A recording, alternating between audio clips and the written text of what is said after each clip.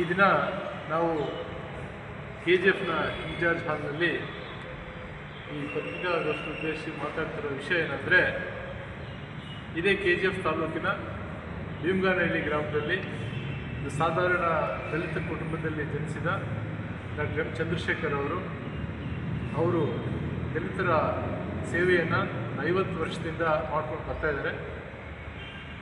ಅವ್ರಿಗೆ 1972ರಲ್ಲಿ ಕರ್ನಾಟಕ ದಲಿತ ಕ್ರಿಯಾ ಸಮಿತಿಯನ್ನು ಎಂ ತಿಮ್ಮರಾಯಪ್ಪನವರು ಸ್ಥಾಪನೆ ಮಾಡಿದರು. ಅಂದಿನಿಂದ ಕರ್ನಾಟಕ ದಲಿತ ಕ್ರಿಯಾ ಸಮಿತಿಯಲ್ಲಿ ಚಂದ್ರಶೇಖರ್ ಅವರು ಸಕ್ರಿಯವಾಗಿ ಪಾಲ್ಗೊಂಡು ಕೋಲಾರ ಜಿಲ್ಲೆಯ ಎಲ್ಲ ತಾಲೂಕುಗಳಲ್ಲಿ ಹಾಗೂ ಕರ್ನಾಟಕ ರಾಜ್ಯದ ಬೇರೆ ಬೇರೆ ಜಿಲ್ಲೆಗಳಲ್ಲಿ ಮತ್ತು ಪಕ್ಕದ ಆಂಧ್ರ ಮತ್ತು ತಮಿಳುನಾಡಿನಲ್ಲಿ ಸಹ ದಲಿತರ ಏಳಿಗೆಗಾಗಿ ಅನೇಕ ಕಾರ್ಯಕ್ರಮಗಳನ್ನು ರೂಪಿಸಿದ್ದಾರೆ. ಅವರು ಹೆಂಚಾಳ ಗೇಟ್ನಲ್ಲಿ KM ಕಾರ್ಯಪ್ಪ ವಿದ್ಯಾಸಂಸ್ಥೆಗಳು ಅಂತ ಒಂದು ಶಿಕ್ಷಣ ಸಮೂಹ ಸಂಸ್ಥೆಗಳನ್ನು ನಡೆಸ್ತಾ ಇದ್ದಾರೆ. ಶ್ರೀಯುತರು ಸೇವೆಯನ್ನು ಪರಿಗಣಿಸಿ 2002ರಲ್ಲಿ ಕರ್ನಾಟಕ ಸರ್ಕಾರವು ಅವರಿಗೆ ಅಂಬೇಡ್ಕರ್ ಪ್ರಶಸ್ತಿಯನ್ನು ನೀಡಿದೆ. ಅದು ಕೋಲಾರ ಜಿಲ್ಲೆಗೆ ಮೊದಲನೆಯದಾಗಿ ಒಬ್ಬ ದಲಿತ ಮುಖಂಡರಿಗೆ ನೀಡಿರುವ ಒಂದು ಸನ್ಮಾನವಾಗಿರುತ್ತೆ. ಆ ಸನ್ಮಾನವನ್ನು ಅವರು ಸ್ವೀಕರಿಸಿ 2026 ಈ ಸಾಲಿಗೆ 25 ವರ್ಷಗಳು ಸಂದಿದೆ. ಆ ಸವಿ ನೆನಪಿಗಾಗಿ ಒಂದು ಬೆಳ್ಳಿ ಮಹೋತ್ಸವವನ್ನು ಆಚರಣೆ ಮಾಡಬೇಕು ಅಂತ ಕರ್ನಾಟಕ ದಲಿತ ಕ್ರಿಯಾ ಸಮಿತಿಯ ಎಲ್ಲ ಪದಾಧಿಕಾರಿಗಳು ಮತ್ತು ಸಂಯುಕ್ತ ರಂಗ, ಎಲ್ಲ ದಲಿತ ಸಂಘಟನೆಗಳ ಸಂಯುಕ್ತ ರಂಗ ಮತ್ತು ಚನ್ನದಾಸರ ಶಿವಾಮೂರ್ತಿ ಸಂಘ ಎಲ್ಲ ದಲಿತ ಸಂಘಟನೆಗಳೆಲ್ಲ ಸೇರಿ ಅವರಿಗೆ ಇದೇ ತಿಂಗಳು 17ನೇ ತಾರೀಕು ಚೆನ್ನಯ್ಯ ರಂಗಮಂದಿರದಲ್ಲಿ ಅದ್ಧೂರಿಯಾದ ಒಂದು ಸನ್ಮಾನ ಸಮಾರಂಭ ಮಾಡಬೇಕು ಅಂತ ತೀರ್ಮಾನ ಮಾಡಿದ್ದೀವಿ. ಸದರಿ ಸಮಾರಂಭಕ್ಕೆ KGF ತಾಲೂಕಿನಿಂದ ಎಲ್ಲ ಹಳ್ಳಿಗಳಿಂದ ಒಂದು 1000 ಜನ ಇಲ್ಲಿಗೆ ಬರ್ತಾಯಿದ್ದಾರೆ. ಆ ಒಂದು ಸಮಾರಂಭಕ್ಕೆ ಅವರ ಒಂದು ಸಾಮಾಜಿಕ ಸೇವೆ ಮತ್ತು ಶಿಕ್ಷಣ ಕ್ಷೇತ್ರದಲ್ಲಿ ಅವರು ಸಲ್ಲಿಸಿರುವ ಸೇವೆ ಅಪಾರವಾಗಿದೆ. ಒಂದು ಸಾಧಾರಣ ಕುಟುಂಬದಲ್ಲಿ ಜನಿಸಿ ಒಂದು ದೊಡ್ಡ ಮುಖಂಡರಾಗಿ ಬೆಳೆದಿರುವ ಚಂದ್ರಶೇಖರ್ ಅವರಿಗೆ ಇನ್ನೂ ಒಳ್ಳೆಯ ದೇವರ ಆರೋಗ್ಯವನ್ನು ಮತ್ತು ನೀಡಲಿ ಅಂಥೇಳಿ ನಮ್ಮ ಕರ್ನಾಟಕ ದಲಿತ ಕ್ರಿಯಾ ಸಮಿತಿಯಿಂದ ಈ ಒಂದು ಸಮಾರಂಭ ಏರ್ಪಡಿಸಿದ್ದೀವಿ. ಇದನ್ನು ತಾವು ಪತ್ರಿಕೆಯಲ್ಲಿ ಪ್ರಕಟಿಸಿ ಎಲ್ಲರಿಗೂ ತಿಳಿಸಬೇಕಂತ ವಿನಂತಿ, ಹಾಗೂ ಆ ದಿನ ತಾವು ಬರಬೇಕು ಅಂತ ಕೇಳ್ಕೊತೀವಿ. KGF ತಾಲೂಕಿನ ಪತ್ರಿಕಾ ಮಾಧ್ಯಮದ ಮಿತ್ರರೇ, ಈ ದಿನ ಪತ್ರಿಕಾಗೋಷ್ಠಿಯನ್ನು ಕರೆದಿರ್ತಕ್ಕಂಥ ಉದ್ದೇಶ ಏನಪ್ಪ ಅಂತ ಹೇಳಿದ್ರೆ, 1972ರಲ್ಲಿ ಅಂದಿನ ಎಂ ತಿಮ್ಮರಾಯಪ್ಪನವರು ದಲಿತ ರತ್ನ ಪ್ರಶಸ್ತಿ ಪುರಸ್ಕೃತರು. ಹಾಗೆಯೇ ನಮ್ಮ ಚಂದ್ರಶೇಖರ್ ಸಾಹೇಬರು ಇವರು ಸೇರಿಕೊಂಡು ದಲಿತ ಕ್ರಿಯಾ ಸಮಿತಿ ಎಂಬತಕ್ಕಂಥ ಒಂದು ಸಂಘವನ್ನು ಹುಟ್ಟಾಕ್ತಾರೆ. ಅದರ ಸಂಸ್ಥಾಪಕರು ಕೂಡ ಇರುವರು. ಹಾಗಾಗಿ ಈ ಒಂದು ಸಂಘದಿಂದ ಕರ್ನಾಟಕ, ಆಂಧ್ರ, ತಮಿಳುನಾಡು 3 ರಾಜ್ಯಗಳಲ್ಲದೆ ಮಹಾರಾಷ್ಟ್ರದಲ್ಲಿ ಕೂಡ ಹೋಗಿ ಹೋರಾಟಗಳನ್ನು ಮಾಡಿ ನಮ್ಮ ದೀನದಲಿತರಿಗೆ ನ್ಯಾಯವನ್ನು ಕೊಡಿಸ್ತಕ್ಕಂಥ ಒಂದು ಕೆಲಸವನ್ನು ಮಾಡಿದ್ದಾರೆ. ನೊಂದವರಿಗೆ, ದೀನದಲಿತರಿಗೆ ಹಗಲಿರುಳು ಶ್ರಮಿಸಿರ್ತಕ್ಕಂಥ ಶ್ರಮಜೀವಿಗಳು. ಹಾಗಾಗಿ 2002 ಏಪ್ರಿಲ್ 14ರಂದು ಭಾರತ ರತ್ನ BR ಅಂಬೇಡ್ಕರ್ ಅವರ ಪ್ರಶಸ್ತಿಯನ್ನು ಇವರಿಗೆ ಸಮರ್ಪಣೆ ಮಾಡ್ತಾರೆ. ಅಂದಿನ ಸರ್ಕಾರ ಕಾಂಗ್ರೆಸ್ ಸರ್ಕಾರ ಆಗಿರ್ತದೆ. ಮುಖ್ಯಮಂತ್ರಿಗಳು SM ಕೃಷ್ಣ ಸಾಹೇಬರು, ಸಮಾಜ ಕಲ್ಯಾಣ ಸಚಿವರಾಗಿರ್ತಕ್ಕಂಥ ಕಾಗೋಡು ತಿಮ್ಮಪ್ಪನವರು, ಇಂಧನ ಸಚಿವರಾಗಿರ್ತಕ್ಕಂಥ KH ರಂಗನಾಥ್ ಸಾಹೇಬರು, ಅಂದಿನ ಮೈಸೂರು ಸಂಸದರಾಗಿರ್ತಕ್ಕಂಥ ಶ್ರೀನಿವಾಸ್ ಪ್ರಸಾದ್, ಅಂದಿನ ಲೋಕಸಭಾ ಸದಸ್ಯರಾಗಿರ್ತಕ್ಕಂಥ KH ಮುನಿಯಪ್ಪ ಸಾಹೇಬರು ಇವರ ಸಮ್ಮುಖದಲ್ಲಿ ವಿಧಾನಸೌಧದಲ್ಲಿ ಬೃಹತ್ ವೇದಿಕೆಯಲ್ಲಿ ಇವರಿಗೆ ಭಾರತ ರತ್ನ BR ಅಂಬೇಡ್ಕರ್ ಅವರ ಪ್ರಶಸ್ತಿಯನ್ನು ನೀಡಿರ್ತಾರೆ. ಇಂದಿಗೆ 25 ವರ್ಷ ಆಗಿರ್ತದೆ. ಅದಕ್ಕೋಸ್ಕರ ನಮ್ಮ ಸಾಹೇಬರನ್ನು ಕೇಳಿದ್ವಿ, ಸರ್ ಇದು 25 ವರ್ಷ ಆಗಿದೆ, ಒಂದು ಸಮಾರಂಭವನ್ನು ಇಟ್ಕೋಬೇಕು, ನನಗೆ ಬೇಡಪ್ಪ, ಅದರಲ್ಲಿ ನನಗೆ ಮನಸ್ಸಿಲ್ಲ ಅಂತ ಹೇಳಿದರು. ಆದರೂ ಕೂಡ ನಾವು ಅವರು ಮನವೊಲಿಸಿ ಈ ಒಂದು ಸಮಾರಂಭವನ್ನು ಇಟ್ಕೊಂಡಿದ್ದೀವಿ. ಹಾಗಾಗಿ ಅವರು ಇದಲ್ಲದೆ ಬಂಗಾರಪೇಟೆ ಮತ್ತು ಕೋಲಾರ ಜಿಲ್ಲೆಯ ಮಧ್ಯದಲ್ಲಿ ಅಂಚಾಳ ಗೇಟ್ನಲ್ಲಿ ಫೀಲ್ಡ್ ಮಾರ್ಷಲ್ KM ಕಾರ್ಯಪ್ಪ ವಿದ್ಯಾಸಂಸ್ಥೆಗಳನ್ನು ಹುಟ್ಟಾಕಿದ್ದಾರೆ.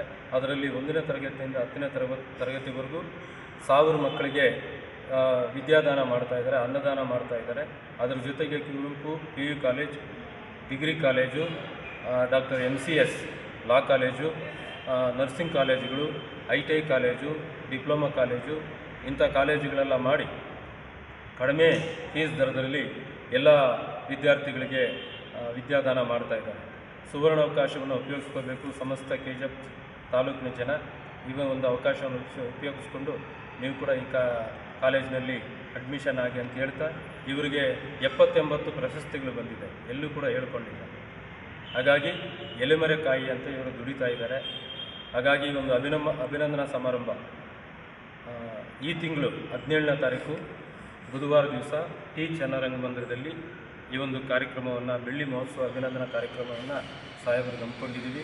ಕೆಜಿಎಫ್ನ ಪರವಾಗಿ 1000ಕ್ಕೂ ಹೆಚ್ಚು ಜನ ಭಾಗವಹಿಸುವ ನಿರೀಕ್ಷೆ ಇದೆ.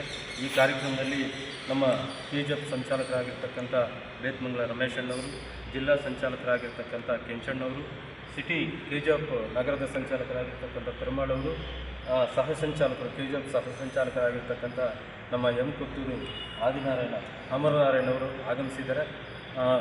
ಎಲ್ಲರೂ ಕೂಡ ಆಗಮಿಸ್ತಾ ಇದ್ದಾರೆ. ತಾವು ಕೂಡ ಈ ಒಂದು ಕಾರ್ಯಕ್ರಮದಲ್ಲಿ ಪಾಲ್ಗೊಂಡು ಈ ಒಂದು ಕಾರ್ಯಕ್ರಮವನ್ನು ಯಶಸ್ವಿಗೊಳಿಸಬೇಕು. ಸಂಘಟನಾ ಸಂಚಾಲಕರು ನನ್ನ ಮಾರ್ಗದರ್ಶಿಗಳು ಆಗಿರ್ತಕ್ಕಂಥ ರಾಜ್ಯ ಸಂಘಟನಾ ಸಂಚಾಲಕರು ದಲಿತ ಕ್ರಿಯಾ ಸಮಿತಿ ನಮ್ಮ ಡಾಕ್ಟರ್ ವಿ ಚಲಪತಿ ಸರ್ ಅವರು ಕೂಡ ಈ ಕಾರ್ಯಕ್ರಮದ ನೇತೃತ್ವವನ್ನು ವಹಿಸಿಕೊಂಡಿದ್ದಾರೆ. ಅವರು ಕೂಡ ಅಭಿನಂದನೆ ಸಲ್ಲಿಸೋಕ್ಕೆ ನಾನು ಇಚ್ಛೆ ಪಡ್ತೀನಿ. ನನ್ನ ಹೆಸರು ಮುತ್ತೇನಹಳ್ಳಿ ಮುನಿಕೃಷ್ಣಪ್ಪ ಅಂತ, ಬಂಗಾರಪೇಟೆ ದಲಿತ ಕ್ರಿಯಾ ಸಮಿತಿ ಸಂಚಾಲಕ. ಜೈ ಭೀಮ್. ಕಿಂಚಣ್ಣ ಸಹೋದರರಲ್ಲಿ ನನಗೆ ಕರ್ನಾಟಕ ದಲಿತ ಕ್ರಿಯಾ ಸಮಿತಿ ದುವಾರಿ ಎಂ ಚಂದ್ರಶೇಖರ್ರವರ ಅಂಬೇಡ್ಕರ್ ಪ್ರಶಸ್ತಿ ಪಡೆದಿರುವ ಒಂದು ವಾರ್ಷಿಕೋತ್ಸವವನ್ನು ಬೆಳ್ಳಿ ಹಬ್ಬ ಮಾಡಬೇಕಂತ 25 ವರ್ಷ ಮಾಡ್ತಾಯಿದ್ದಾರೆ. ಇವರು ಈ ರೀತಿ ಬರಬೇಕಾದ್ರೆ ನಾವು ಈ ಸಂಘಟನೆ ಸೇರಬೇಕಾದ್ರೆ ಒಂದು ಸಮಯದಲ್ಲಿ ಹಳ್ಳಿಗಳಲ್ಲಿ ಜಾತಿ ಭೇದನೆ ವಿಂಗಡಣೆ ಮಾಡಿ ತುಂಬ ಕಿರುಕುಳ ತೊಳಿತಾರೆ. ನಮ್ಮ ಜಮೀನೆಲ್ಲ ಕಿತ್ಕೊಂಡ್ಬಿಟ್ಟಿತ್ತು. ಆ ಸಂದರ್ಭದಲ್ಲಿ ನಾವು 85ರಲ್ಲಿ ಹೋರಾಟಗಳು ಮಾಡಿದ್ವಿ. ಆ ಹೋರಾಟಗಳು ಮಾಡಿದಾಗ ನಮಗೆ ಬೆನ್ನೆಲುಬಾಗಿ ನಿಂತ್ಕೊಂಡಂಥವರು ಡಾಕ್ಟರ್ DM ತಿಮ್ಮರಾಯಪ್ಪ ಅಂತ ರಾಜ್ಯ ಸಂಚಾಲಕರು, ನಮ್ಮ ಚಂದ್ರಶೇಖರ್ ಸರ್ ಈಗ ಏನು ರಾಜ್ಯ ಸಂಚಾಲಕರಾಗಿದ್ದಾರೆ, ಅವರಾಗ ಜಿಲ್ಲಾ ಸಂಚಾಲಕರಾಗಿದ್ದರು. ಆ ಸಂದರ್ಭದಲ್ಲಿ 1985ರಲ್ಲಿ ನಮ್ಮನ್ನು ಬಿಡಿಸಿಕೊಂಡು ನಮ್ಮ ಹಳ್ಳಿಗೆ ಬಂದು ಅವರು ಸುಮಾರು ಹಿಂಗೆ ಗುಂಪು ಕಟ್ಕೊಂಡು ಬಂದು ನಮ್ಮ ಪರಿಸ್ಥಿತಿಗಳ ಕಣ್ಣಾರೆ ನೋಡಿ ಅಲ್ಲಿ ದೊಡ್ಡದಾದ ಒಂದು ಬೃಹತ್ಕರವಾದಂಥ ಒಂದು ಹೋರಾಟ ಮಾಡಿ ಆ ಹೋರಾಟ ಮಾಡಿದಾಗ ಆಗಿನ ಡಿ ತಂಗರಾಜ್ ಸಾಹೇಬರು DC ಆಗಿತ್ತು, ಎಸ್ ಭಾಸ್ಕರ್ ರಾವ್ ಸಾಹೇಬರು SP ಆಗಿತ್ತು. ಅಂಥ ಸಂದರ್ಭದಲ್ಲಿ ಹೋರಾಟ ಮಾಡಿದಾಗ ಅವ್ರು ನಮ್ಮ ಬೆನ್ನೆಲುಬಾಗಿ ನಿಂತ್ಕೊಂಡು ಇನಾಮತಿಗಳು ಮಾಡಿದ್ರು. ಜಮೀನುಗಳೆಲ್ಲ ರೀಗಿನಾಂಟಿಗಳು ಮಾಡಿಸಿದ್ರು. ತೋಟ ಇನಾಮತಿ, ನೀರುಗಟ್ಟಿ ಇನಾಮತಿ ಏನಿದೆ ಅದೆಲ್ಲ ಮಾಡಿಸ್ಕೊಂಡ್ರು. ಮತ್ತು ಜಮೀನುಗಳು ಈ ಪರಬಾರೆ ಮಾಡ್ಕೊಂಡ್ಬಿಟ್ಟು ಕಿತ್ಕೊಂಡ್ಬಿಟ್ಟು ಜಮೀನುಗಳಲ್ಲಿ ಬೆಳೆಗಳು ಮಾಡಿ ದುಡ್ಡು ಕೊಡ್ದಿದ್ದೇನೆ ಕಿತ್ಕೊಂಡ್ಬಿಟ್ಟಿದ್ರು. ಆದರೆ ಬೆಳೆಗಳು ಮಾಡ್ಕೊಂಡು ಅದು ಕೊಡ್ತಾ ಇದ್ದಾಗ ಅದನ್ನು ಒಕ್ಕರ್ಲಾಗಿ ನಿಂತು ಹೋರಾಟ ಮಾಡಿ ಬಡಮಾಟ್ನಾಳ ಒಂದು ಸಂಘಟನೆ ಒಂದು ಸರ್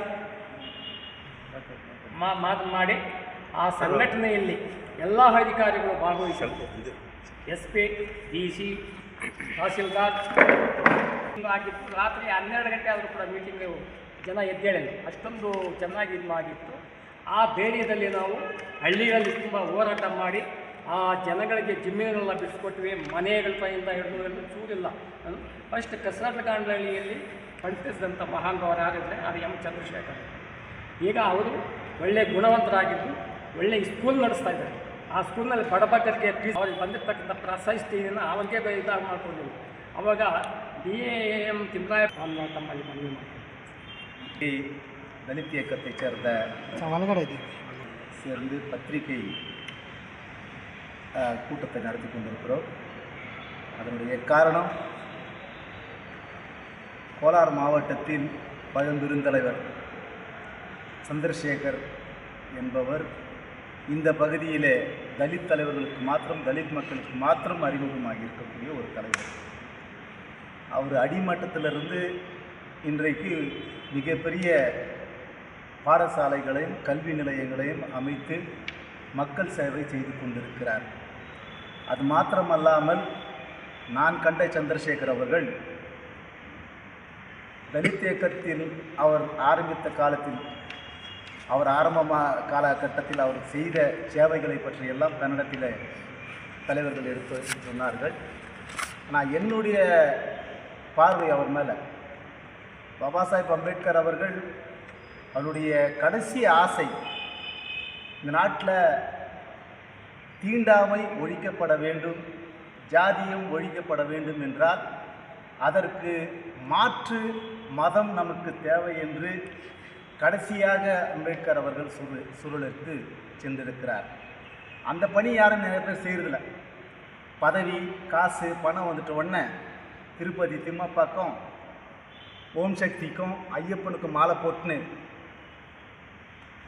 இன்னும் சில பேர் ராமாயணம் மகாபாரதத்தை படிச்சுன்னு போகிறாங்க. ஆனால் ஐயா சந்திரசேகர் அவர்கள் அம்பேத்கருடைய உப்பை தின்று ருணம் தீர்க்கும் வகையில் மிகப்பெரிய பாடசாலையை உருவாக்கி பல மக்களை கல்வி கண்களை திறக்கின்ற பணியை செய்வது மாத்திரமல்லாமல் அவரை முழு நேர பௌத்த உபாசகராக மாற்றிக்கொண்டிருக்கிறார். இது மிகப்பெரிய சாதனை. என்ன கேட்டால் நிறைய பேர் அம்பேத்கரை வெறும் உதட்டளவில் பேசிட்டு ஊரில் போயிட்டு மாரியம்மாவுக்கு உடுக்கடிச்சு நிற்பான், கூழ் ஊற்றி நிற்பான், காவடி தூக்கி நிற்பான். அதெல்லாம் அம்பேத்கருடைய தத்துவம். பாபா சாஹேப் டாக்டர் அம்பேத்கர் சொன்ன தத்துவம், உன்னை இந்த சமுதாயம் எதை செய்தால் இழிவாக நினைக்கிறதோ அந்த பணியை நீ செய்ய வேண்டும் என்று அண்ணல் அம்பேத்கர் அவர்கள் சூளுரித்த ஒரு கோஷம். ஆனால் இன்றைக்கு நடைபெற்று கொண்டிருப்பது அம்பேத்கர் எதை செய்ய சொன்னாரோ அந்த பணியை விட்டு எது செய்யக்கூடாது என்று சொன்னாரோ அந்த பணியை தான் செய்து கொண்டிருக்கிறார்கள் நம்முடைய பெருவாரியான தலித் தலைவர்கள். சந்திரசேகர் ஐயா அவர்கள் அப்படி அல்ல. அவரை முழுமையாக மாற்றிக்கொண்டார். அவர் சிறு வயதில் அறியாமை இருக்கும்போது அவர் அந்த நம்பிக்கையில் இருந்திருக்கலாம். ஆனால் இன்றைக்கு நாம் பார்க்கக்கூடிய சந்திரசேகர் அவர்கள் ஒரு பௌத்த நிகழ்ச்சியை கூட விடுவதில்லை. முழுமையான ஒரு புத்திஸ்டாக, ஒரு அம்பேத்கர் வாதியாக, கல்வி சேவகனாக இந்த மாவட்டத்தில், கோலார் மாவட்டத்தில் செயல்பட்டு கொண்டிருக்கிறார். அது நமக்கெல்லாம் பெருமைக்குரிய ஒரு விஷயம். ஒன்று, அவருக்கு எனக்கு கூட இங்கே அம்பேத்கர் ஜெயந்தி ஆகும்போது நம்ம ஊர் தலைவருங்க எம்எல்ஏலாம் சேர்ந்து ஒரு சன்மானம் பண்ணாங்க. அது பெருசாக நானே யூடியூப்லலாம் போட்டேன், ஒரு சின்ன தாலுக்கா ஆஃபீஸில். ஆனால் அவருக்கு ஸ்டேட் அவார்டு, அம்பேத்கர் அவார்டு கிடைச்சிருக்குது. அவர் யாருக்குமே இது வரைக்கும் சொல்லலை. 25 வருஷத்துக்கு முன்னால் இந்த மாவட்டத்தில் ஒரு தலித் தலைவருக்கு அம்பேத்கர் அவார்டு கிடைச்சிருக்குதுன்னா அவர் அதை பெருமையாக அவர் எடுத்துக்கல. அவர் அந்த அவார்டு அவர் எதிர்பார்க்கல. அவர் எதிர்பார்த்ததால் இந்த சமுதாயத்தில் என்னை தலைவன் சம மக்களாக என்னை நினைக்க வேண்டும், அதுதான் எனக்கு அவார்டு. என் மக்களை மற்றவர்களை போல சமநிலையில் இருக்க வேண்டும் என்கின்ற ஒரே குறிக்கோள் தான் அவருடைய அவார்டை தவிர இந்த அம்பேத்கர் அவார்டு, இன்னும் ஸ்டேட் அவார்டு, நேஷ்னல் அவார்டெல்லாம் அவர் எதிர்பார்க்கிறவர் இல்லை. அதுக்கு இது உதாரணம். 25 வருஷத்துக்கு முன்னால் கர்நாடக அரசால் அண்ணல் அம்பேத்கர் அவர்களுடைய ஒரு அவார்டு அவர் கொடுத்தா கூட அவர் எத்தை பிரச்சாரம் பண்ண போல, அது அவருடைய பெருந்தன்மை. அந்த விஷயத்தை அவராக யாருக்கும் சொல்லாமல் அவர் இயக்க தோழர்களுக்கு இந்த விஷயம் தெரிஞ்சதுக்கப்புறம் இயக்க தோழர்கள்லாம் சேர்ந்து 25 வருஷத்துக்கு அப்புறம் அதுக்கு ஒரு விழா எடுக்கிறாங்க. இதுதான் மனுஷனுடைய பெருந்தன்மை. அண்ணன் திருமா ஒரு வார்த்தை சொல்லுவார், அது எனக்கு ரொம்ப பிடிக்கும். தமிழ்நாட்டுடைய விசிகே தலைவர் அண்ணன் திருமாவளவன் ஒரு வார்த்தை சொல்லுவார், எனக்கு நோட்டீஸில் பேர் சின்னதாக போட்டாங்க, ஸ்டேஜில் எனக்கு இடத்த மூலையில் ஒதுக்கிட்டாங்க அப்படின்னு நான் அன்றைக்கி கவலைப்படல. எனக்கு தெரியும் என்னுடைய சக்தி. நான் எந்த மூலையில் உக்காடுறேனோ அந்த மூளை தான் சென்டர் பாயிண்ட் அப்படின்னு என்ன நான் நினச்சிக்குவேன். ஸ்டேஜில் எந்த மூலையில் நான் உக்காந்துக்கிறேனோ அதுதான் சென்டர் பாயிண்ட்டு, அந்த ஸ்டேஜ், அந்த ப்ரோக்ராமுக்கு. அப்படி சந்திரசேகர் அவர்கள், நீங்கள் இந்த அம்பேத்கர் அவார்டை மேடை போட்டு செய்யாக்கட்டி கூட பரவாயில்லடா, இது என்னைக்கு ஜனங்களுக்கு தெரியுமோ அன்னைக்கு எனக்கு அந்த வாய்ப்பை கொடுக்கட்டும் அப்படின்னு 25 வருஷம் வரைக்கும் காத்திருந்திருக்கிறாரு. அது இன்றைக்கு நிறைவேறுது. சந்திரசேகர் அவர்கள், டாக்டர் சந்திரசேகர் அரசியலில் அவர் டாக்டர் சந்திரசேகர் இந்த நிகழ்ச்சி செய்ய காரணம் சென்னையை பற்றியெல்லாம் தெரிஞ்சுக்கணும். சென்னையை பற்றியெல்லாம் தெரிஞ்சுக்கினாக்கா யாரும் இதை பற்றியெல்லாம் இந்த மாதிரி சின்ன சின்ன போராட்டத்துக்கெல்லாம் போக மாட்டாங்க. ஸோ சென்னையா கோலாரே உருவாக்கினவர் அம்பேத்கரை அவரை சந்திச்சிருக்கிறார். நம்ம கோலார் தகவலுக்கு வந்திருக்கும்போது சென்னையா அவர்களை அம்பேத்கரை சென்னையா போய் சந்திச்சிருக்கிறார். இன்றைக்கி அவருடைய புதல்வன் பாலாஜி சென்னையா ஒரு ஜெட்பிக்கு சீட்டு கொடுங்க, டிபிக்கு சீட்டு கொடுங்கன்ற நிலைமைக்கு போச்சு. இந்த மாவட்டத்தில் மிகப்பெரிய தலித் தலைவராக இருந்தவர், அரசியல் அதிகாரம் பெற்றவர், இந்திரா காந்தியோட நெருக்கமாக இருந்தவர், தேவராஜ் அரசோட நெருக்கமாக இருந்தவருக்கு என்ன நிலைமைன்னா அவங்க குடும்பத்தில் இன்றைக்கி அவர் ஒரு ஜெட்பி சீட்டு கொடுங்க, டிபி சீட்டு கொடுங்கன்னு சொல்லி மற்ற அரசியல் கட்சிகிட்ட கேட்க வேண்டிய நிலைமைச்சார். மூல காரணம் இந்த சமுதாயத்தை கட்டி காக்குவோம் என்று சொல்லி வந்த தங்க வயலில் இருக்கக்கூடிய சில்வர் ஜூப்ளி டே எனக்கு ஆங்கிலம் அதிகமாக வராது, கன்னடம் தமிழ் மாத்திரம் நான் பேசுவேன். சில்வர் ஜூப்ளி டே அப்படின்னு ஒரு நிகழ்ச்சி ஏற்பாடு செஞ்சுருக்கிறாங்க. தங்கவயலை சேர்ந்த தலித் ஆர்வலர் பொதுமக்கள் ஒன்றும் அவசியம் கிடையாது. அம்பேத்கர் பேர் சொல்கிறவங்க மாத்திரம் வந்தால் போதும். அந்த சென்னை மந்திரம் பத்தாது. எல்லாரும் வீட்டுக்கு இன்றைக்கி அம்பேத்கர் இருக்கார். இந்த அம்பேத்கர் ஃபாலோவர்ஸ் யார் இருக்கிறாங்களோ அவங்க எல்லாம் அன்றைக்கி அந்த நிகழ்ச்சியில் ஒரு உன்னத தலைவனுக்கு, உத்தம தலைவனுக்கு பாராட்டு நிகழ்ச்சி நடைபெறுகின்றது. அந்த நிகழ்ச்சியில் எல்லாம் வந்து கலந்துக்கணும். பத்திரிகைகளும் யூடியூப்புங்களும் கொஞ்சம் அதிக அளவில் இதை பிரச்சாரம் பண்ணோம். ஏன்னா இந்த சமுதாயத்தை எந்த டெக்னாலஜி வந்தால் கூட அழுத்தத்தில் தான் பார்க்குறோம். இந்த சமுதாய தலைவர்கள்லாம் அழுத்தியே வைக்கிறதுக்கு தான் பார்க்குறாங்க ஒழிய கம்ப்யூட்டர் கண்டுபிடிச்சது எல்லாரும் யூஸ் பண்ணுறதுக்கு. ஆனால் அதில் ஜாதி ஆதிக்கம் தான் அதிகமாக இருக்குது. பத்திரிகை துறை ஆரம்பித்தது மக்களுக்காக, ஆனால் அதில் கூட ஜாதி ஆதிக்கமாக இருக்குது. ஸோ அதை உடைத்தறியணும்னா தயவு செய்து சமுதாய உணர்வு உள்ள உங்களை மாதிரி பத்திரிகையாளர்கள் இத்தகைய நல்ல நிகழ்ச்சிகளை தங்களுடைய மீடிಯಾ ಮೂಲಕ ಪ್ರಚಾರ பண்ணணும்னு கேட்டுக்கிறோம். ಜೈ ಭೀಮ್, ಜೈ ಬುದ್ಧ ಭಾರತ್. ಎಂ ರಮೇಶ್ ಅಂತ ನಮ್ಮ ಡಾಕ್ಟರ್ ಚಂದ್ರಶೇಖರಣ್ಣವರ 25ನೇ ವರ್ಷದ ಅಂಬೇಡ್ಕರ್ ಪ್ರಶಸ್ತಿಯನ್ನು ಅವರಾಗ ಅವ್ರು ಮಾಡ್ಕೊಳ್ತಾ ಇಲ್ಲ. ನಾವೆಲ್ಲ ಸಂಘ ಸಂಸ್ಥೆಗಳು ಸೇರಿ ಸಂಯುಕ್ತ ರಂಗ ಆಶ್ರಯದಲ್ಲಿ ಮೀಟಿಂಗನ್ನು ಮಾಡಿ ಕೋಲಾರಿನಲ್ಲಿ ಈಗ ಮಾಡಬೇಕು ಅಂತ ಅವರಿಗೆ ನಾವು ಹೇಳಿ ಅವ್ರನ್ನ ಮುಂದೆ ಕರ್ಕೊಂಡ್ಬಂದು ಇದು ಮಾಡ್ತಾಯಿದ್ವಿ. ಅವರ ಮೂಲ ಉದ್ದೇಶ ಮದುವೆ ಆಗೋಕ್ಕೆ ಮೊದಲು ಕೂಡ ಊರುಗಳಲ್ಲಿ ಎಲ್ಲಿ ಅನ್ಯಾಯ ನಡೀತದೆ, ಯಾರಿಗೆ ಕಷ್ಟ ಇದೆ, ದಲಿತರಂತೆಲ್ಲ ಹಿಂದುಳಿದವ್ರಿಗೆಲ್ಲ ಯಾರೇ ಆಗಲಿ ಆ ಊರಿನಲ್ಲೇ 2-3 ದಿವಸ ಈ ಚಾವಡಿಗಳಲ್ಲಿ ದೇವಸ್ಥಾನಗಳಲ್ಲಿ ಎಲ್ಲ ಕೂಡ ಇದ್ದು ಅವರು ಮದುವೆ ಆಗೋ ತನಕ ಕೂಡ ಒಂದು ಸ್ಟೇಜಿಗೆ ಬರೋವರೆಗೂ ಕೂಡ ಈ ಸಂಘಟನೆಯ ಸಾಧನೆಗಳನ್ನು ಕೈ ಎತ್ತಿ ತೋರಿಸ್ತಕ್ಕಂಥ ಒಂದು ವ್ಯಕ್ತಿ, ಮಹಾನ್ ವ್ಯಕ್ತಿ ಅಂದರೆ ಚಂದ್ರಶೇಖರನವರು. ಹಾಗಾಗಿ ಮದುವೆ ಆದ ನಂತರ ನಮ್ಮ KGF ಮದುವೆ ಮಾಡ್ಕೊಂಡಿದ್ದಾರೆ ಅಶೋಕನಗರಲ್ಲಿ. ಆ ನಂತರ ಅವರು ಮಕ್ಕಳಿಗೆ ವಿದ್ಯಾಭ್ಯಾಸ ಕೊಡಬೇಕಂತೇಳಿ ಒಂದು ವಿದ್ಯಾಭ್ಯಾಸವನ್ನು ಆ ನಂತರ ಮಾಡಿ, ಮೊದಲು ಅದರವರೆಗೂ ಕೂಡ ಆ ಊರಲ್ಲಿ ಯಾವುದೇ ಊರಾಗ್ಬೋದು, ಯಾವುದೇ ತಾಲೂಕು ಆಗ್ಬೋದು, ಯಾವುದೇ ಊರಾಗ್ಬೋದು, ಅಲ್ಲೇ ಎಲ್ಲ ಕಡೆ ಕೂಡ ಅಲ್ಲೇ ಆಲ್ಟಿದ್ದು ಅಲ್ಲೇ ಇದ್ದು ಆ ಮನೆಗಳನ್ನು ಸರಿಪಡಿಸಿ ಆ ನಂತರ ಬೇರೆ ಊರಿಗೆ ಹೋಗ್ತಾಯಿದ್ರು. ಈ ಸನ್ಯಾಸಿಯವರು ಜೋಗಿ ಹಾಕ್ಕೊಂಡು ಹೆಂಗೆ ಹೋಗ್ತಾರೆ ಅದೇ ಥರ ಇವರು ಕೂಡ ಹೋಗಿ ಆ ಊರಿನಲ್ಲಿ ಸಾಧನೆ ಮಾಡಿ ಆ ನಂತರ ಅವರಿಗೆ ಒಂದು ಉನ್ನತ ಸ್ಥಾನ ಸಿಕ್ಕಿದ ಮೇಲೆ, ಮದುವೆ ಆದಮೇಲೆ ಮಕ್ಕಳ ಭವಿಷ್ಯತ್ತು ಎಲ್ಲ ನಮ್ಮ ಮಕ್ಕಳಿಗೆ ಅವರು ಇರಬೇಕು ಅಂತ ಮಕ್ಕಳ ಭವಿಷ್ಯತ್ತಿಗಾಗಿ ವಿದ್ಯಾಸಂಸ್ಥೆಯನ್ನು ಕಾರ್ಯಪ್ಪ ಫೀಲ್ಡ್ ಮಾಸ್ಟರ್ ಕಾರ್ಯಪ್ಪ ವಿದ್ಯಾಸಂಸ್ಥೆಯನ್ನು ಮಾಡಿದ್ದಾರೆ. ಹಾಗಾಗಿ ಅವ್ರು ಬಂದು ಇವ್ರು ಮಾಡಬೇಕಾಗಿದ್ರೆ ಎಲೆಕ್ಷನಲ್ಲಿ MLA ಪದವಿ ಕೇಳಬೇಕಾಗಿತ್ತು, ZP ಪದವಿ ಕೇಳಬೇಕಾಗಿತ್ತು, ಮತ್ತು ಮೆಂಬರ್ ಪದವಿ ಯಾವುದೂ ಬೇಕಾಗಿಲ್ಲ. ನಮ್ಮ ಮಕ್ಕಳಿಗೆ ಮಾಡಬೇಕಂತ ಮೂಲ ಉದ್ದೇಶ ಸಂಘಟನೆ, ಅಂಬೇಡ್ಕರ್ ಅವರು ತಿಳಿಸಿರ್ತಕ್ಕಂಥದ್ದು ಮೂಲ ಉದ್ದೇಶ ಸಂಘಟನೆ. ಆ ಸಂಘಟನೆ ಮುಖಾಂತರ ನಾನು ಮಾಡ್ತೀನಿ ಅಂತ ಹೇಳ್ಬಿಟ್ಟು ಯಾರಿಗಾದ್ರೂ ಕೂಡ ಈ ಎಲೆಕ್ಷನ್ ಫೀಲ್ಡಿಗೆ ಹೋಗದೆ ಅವ್ರ ಸಂಘಟನೆಯಲ್ಲೇ ಎಲ್ಲರಿಗೂ ಸಾಧನೆ ಮಾಡ್ಕೊಂಡು ಬರ್ತಾರೆ. ಇಬ್ಬರು ಕೂಡ ಇಲ್ಲಿ ಬುದ್ಧ ಪೌರ್ಣಿಮೆಗೆ ಇಲ್ಲ ಬುದ್ಧ ವಿಹಾರ ಇದೆ KGFನಲ್ಲಿ, ಅಲ್ಲಿ ಬಂದು ಬುದ್ಧನ ಸಂಪ್ರದಾಯಗಳೇನಿದೆ, ಅಂಬೇಡ್ಕರ್ ತತ್ವಗಳೇನಿದೆ ಅದನ್ನೆಲ್ಲ ಕೂಡ ಜನರಿಗೆ ಹಂಚಿಕೊಂಡು ವ್ಯವಸ್ಥೆ ಮಾಡ್ಕೊಂಡು ಬಂದಿರತಕ್ಕಂಥ ಒಂದು ಮಹಾನ್ ವ್ಯಕ್ತಿಯವರು. ಈಗ ಬೇತ್ಮಂಗಲದಲ್ಲೂ ಕೂಡ ಅಂಬೇಡ್ಕರ್ ಭವನ ಮಾಡಬೇಕು, ಅಂಬೇಡ್ಕರ್ ಸ್ಟ್ಯಾಚ್ಯೂನೇ ಇಲ್ಲದೆ ಎಲ್ಲ ತಳ್ಳಾಕ್ಬಿಟ್ರು. ಆ ಸಂದರ್ಭದಲ್ಲೂ ಕೂಡ ಅವರು ಅಂಬೇಡ್ಕರ್ ಸ್ಟ್ಯಾಚ್ಯೂನ್ ಮಾಡೋದಕ್ಕೆ ವ್ಯವಸ್ಥೆ ಮಾಡಿದ್ರು. ಅವ್ರ ಮೂಲಕವಾಗಿ, ಆ ಸಂಘಟನೆ ಮೂಲಕವಾಗಿ ನಾವು ಅವರ ಹಾದಿಯಲ್ಲಿ ಹೋಗಿ ಅದನ್ನು ಮಾಡಿ ನೆರವೇರಿಸ್ಕೊಂಡು ಬಂದಿದ್ದೀವಿ. ಈಗಲೂ ಕೂಡ 14ನೇ ತಾರೀಕು ನಮ್ಮ ಓನ್ ಪಂಚಾಯತಿಯವರಿಲ್ಲ ನಂತರ ಕೂಡ ಅವರು ಮಕ್ಕಳಿಗೆ, ಈ ದಲಿತ ಸಮುದಾಯಗಳಿಗೆ ಎಲ್ರಿಗೂ ಕೂಡ ಒಂದು ಅನುಕೂಲವಾಗಿ ಮಾಡ್ತಾರೆ. ಇನ್ನೂ ಹೆಚ್ಚಿನ ಪ್ರಶಸ್ತಿಗಳು ಕೂಡ ಅವರಿಗೆ ಬಂದಿದೆ, 15-20 ಅವ್ರು ಹೇಳ್ಕೊಂಡಿಲ್ಲ. ಹಾಗಾಗಿ ನಾವೇ ಸಂಘಟನೆಗಳೆಲ್ಲ ಸೇರಿ ಈ ಸಂಯುಕ್ತ ಆಶ್ರಯದಲ್ಲಿ ಈ 17ನೇ ತಾರೀಕು ಚೆನ್ನೈ ರಂಗಮಂದಿರದಲ್ಲಿ ಮಾಡ್ತಾ ಇದ್ದೀವಿ.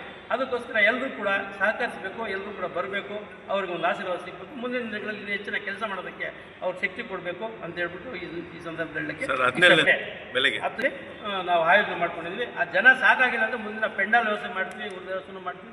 ಎಲ್ಲರೂ ಕೂಡ ಬಂದು ಅವ್ರ ಸಹಕಾರ ನೀಡಿ ಅವ್ರಿಗೆ ಆಶೀರ್ವಾದ ಮಾಡಬೇಕು ಅಂತ ಹೇಳ್ಬಿಟ್ಟು ನಾವು ಹೇಳಿದ್ವಿ.